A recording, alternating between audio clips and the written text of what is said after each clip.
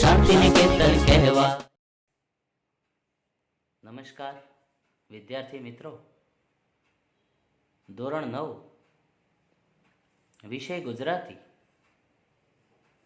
આવો આજે આપણે શીખીએ કાવ્ય 17 મારા સપનામાં આવ્યા હરી. કાવ્યનો પ્રકાર છે ઉર્મી ગીત. કવિ શ્રી રમેશ પારેખ. આવો આપણે શ્રી રમેશ પારેખ વિશે જાણીએ. તો રમેશ મોહનલાલ પારેખનો જન્મ અમરેલીમાં થયો હતો. તેઓ વ્યવસાય જિલ્લા પંચાયતમાં ક્લાર્ક હતા. એમની અનેક રચનાઓ વિશે જાણીએ તો ક્યાં, ત્વ, ખડિંગ, સનનન, ખમ્મા આલા બાપુને, મીરા સામે પાર, વિતાન સુદ બીજ, છાતીમાં બારસાખ, સ્વગત પર્વ, ચશ્માના કાચ પર એ એમના મહત્વના કાવ્ય સંગ્રહ છે. કાળ સાચવે પગલા અને મન પાંચમના મેળામાં એ એમના મરણોત્તર સંપાદનો છે. 6 અક્ષરનું નામ એ એમની સમગ્ર કવિતા ગ્રંથસ્થ થઈ છે. એમના નામના અક્ષર પરથી છે રમેશ પારેખ. 6 અક્ષર એટલે કે 6 અક્ષરનું નામ એમની કવિતા એક ગ્રંથસ્થ થઈ છે.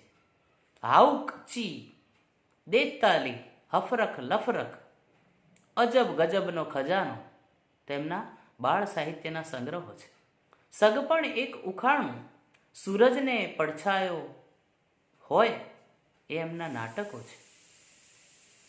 સાહિત્યનો સર્વોચ્ચ પારિતોષિક એટલે કે રણજીતરામ સુવર્ણચંદ્રક અને સાહિત્ય અકાદમી દિલ્હીમાં જે પારિતોષિકથી એમને સન્માનિત કરવામાં આવેલા.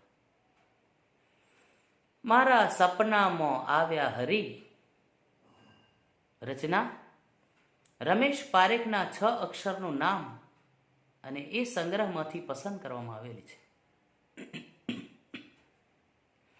આ ઉર્મી ગીતમાં પ્રભુ પ્રેમમાં બાવરી બનેલી ગોપીના મનોભાવોને રજૂ કરવામાં આવ્યા છે. ગોપીને એવો ભાસ થાય છે કે એના સપનામાં આવેલા હરિ એટલે કે ભગવાન શ્રી કૃષ્ણએ એને પ્રેમથી બોલાવી, ઝુલાવી, વાલી કરી એના તરફ પ્રેમ વ્યક્ત કર્યો. કૃષ્ણ જેમ દ્વારિકાના રાજા હતા એમ ગોપીના મનની દ્વારિકાના પણ રાજા છે.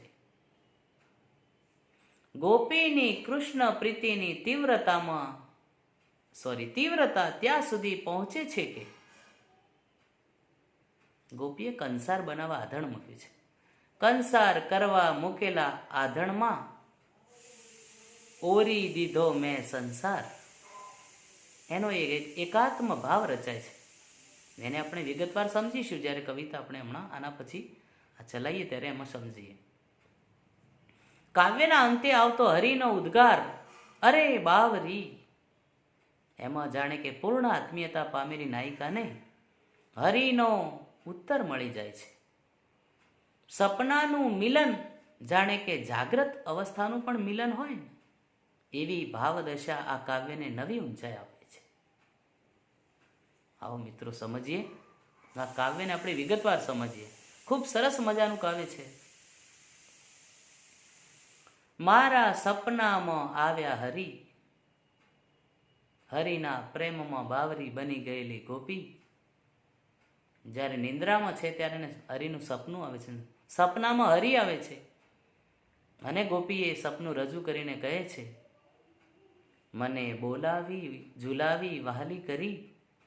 એટલે મને બોલાવી અને હિંચોળી અને મને વાલ કર્યું એટલે કે પ્રિયતમા બનાવી. આગળ કાવ્ય જોઈએ તો સામે મરકત મરકત ઉભા. મરકત મરકત હાસ્ય એટલે મંદ મંદ હાસ્ય, ધીમું ધીમું હસવું. હરિ સપનામાં આવીને મારી સામે મંદ મંદ હાસ્ય કરતા હતા. મારા મનની દ્વારિકાના સુબા, એટલે કે છે દ્વારિકાના રાજા ભગવાન શ્રી કૃષ્ણ, મારી આ મનરૂપી જે મનની દ્વારકા છે એના પણ સુબા થઈ ગયા. સુબા એટલે રાજા. મારા આંસુને લૂછ્યા જરી, હું તો પ્રેમમાં, હરિપ્રેમમાં એટલી ઘેલી થઈ ગઈ કે આંખમાંથી આંસુ આવી ગયા અને એ આંસુ હરિએ લૂછ્યા. આધણ મેલ્યા તા કરવા કંસાર, આધણ એટલે કે કોઈ મંગલ પ્રસંગે ઘઉંના ભરડામાંથી વાનગી જે બનાવવામાં આવે, ગળી, કંસાર, અને એ રસોઈ તૈયાર કરવા માટે, એના બનાવવા માટે પહેલાં ગરમ પાણી કરવું પડે, એને આધણ કહેવામાં આવે છે. આધણ મેલ્યાતા કરવા કંસાર. ગોપી આ સપનું આવ્યું ને એને સપનામાં જ એક માંગલિક પ્રસંગ હોય ને એવું અનુભવે છે. એટલે એમ કહે છે કે મેં તો કોઈ સારો પ્રસંગ હોય કંઈક બનાવવું હોય, ગળી વસ્તુ મીઠી, એટલે એમને કંસાર બનાવવા માટે આધણ મૂકી દીધું હતું, ગરમ પાણી. એમાં ઓરી દીધો મેં સંસાર, અર્થાત મારું સમગ્ર જીવન મેં પ્રભુ પ્રેમમાં સમર્પિત કરી દીધું.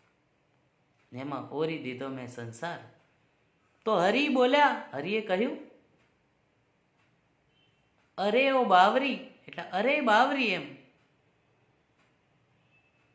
એકદમ એક વહાલ રૂપી એક શબ્દ બસ એમનાથી બોલાઈ ગયું. અરે ઓ બાવરી, બાવરી એટલે હરિના પ્રેમમાં પાગલ થઈ ગયેલી ગોપી. સરસ મજાનું આ કાવ્ય, એનો આપણે રાગ જોઈએ તો આ રીતે છે. મારા સપનામાં આવ્યા હરી, મારા સપનામાં આવ્યા હરી, મને બોલાવી ઝુલાવી વાલી કરી, મને બોલાવી ઝુલાવી વાલી કરી, મારા સપનામાં આવ્યા હરી. સામે મરકત મરકત ઊભા, મારા મનની દ્વારિકાના સુબા, મારા આંસુને લૂછા જરી, મારા આંસુને લૂછા જરી, મારા સપનામાં આવ્યા હરી. આધણ મેલ્યા તા કરવા કંસાર, એમાં ઓરી દીધો મેં સંસાર. હરિ બોલ્યા અરે બાવરી, હરિ બોલ્યા અરે બાવરી, મારા સપનામાં આવ્યા હરી, મારા સપનામાં આવ્યા હરી. તો મિત્રો, આ સરસ મજાનું કાવ્ય સૌ સમજ્યા આપણે. સાથે તમે તૈયાર કરશો સમાનાર્થી શબ્દો, તળપદા શબ્દો, સ્વાધ્યાય, વિકલ્પવાળા પ્રશ્નો, નાના મોટા પ્રશ્નોના જવાબ આપ સ્વાધ્યાયમાં તૈયાર કરશો.